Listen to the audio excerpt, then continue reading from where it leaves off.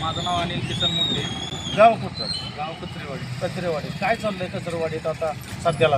आता सध्याला कचरेवाडीत आमच्या मेघाताई रामचंद्र कचरे हे जिल्हा परिषद गटातून उभा आहे. तर तिथं आमच्या इथं पॉझिटिव्ह वातावरण आहे. पहिल्यापासून आम्ही वळसे पाटलांच्या विरोधातच आमचं जे गाव आहे हे सगळं आहे. त्यामुळे तिथं आमचं वातावरण चांगलं आहे. उमरे, मेडत, तिरवंडी, चापूर, वटपळी, कोंडबाय ते आमचं वातावरण चांगलं आहे आणि इकडेही चांगलं होईल असं आम्हाला वाटतंय. पण या संग्रामनगर गावातून कोण आहेत उमेदवार, कोण आहेत? संग्रामनगर गणातून आमचे राजेश्री कृष्णराज माने पाटील हे आहेत. येतील का या भागातून त्या निवडून? 100% येणार. कारण की 100%. आम्ही आता फिरतोय ना, तर आम्हाला इथं लोकांच्या गटारीचे प्रश्न, रस्त्याचे प्रश्न हे सगळं आम्हाला दिसतंय.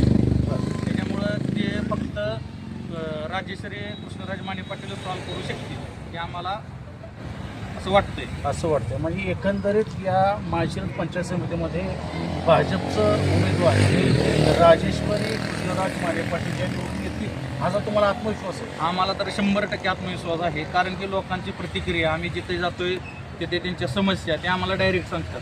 त्याच्यामुळे आम्हाला 100% गॅरंटी आहे. 100% गॅरंटी आहे की तुम्हाला ती माने पाटील निवडून.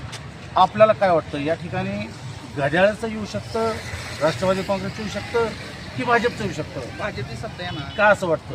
कारण की भाजपचं काम चांगलं आहे.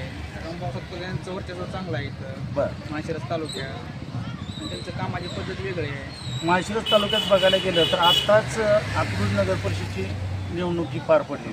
त्या ठिकाणी आपण पाहिलं की रामभाऊंची एवढी क्रेज पाहायला भेटली नाही.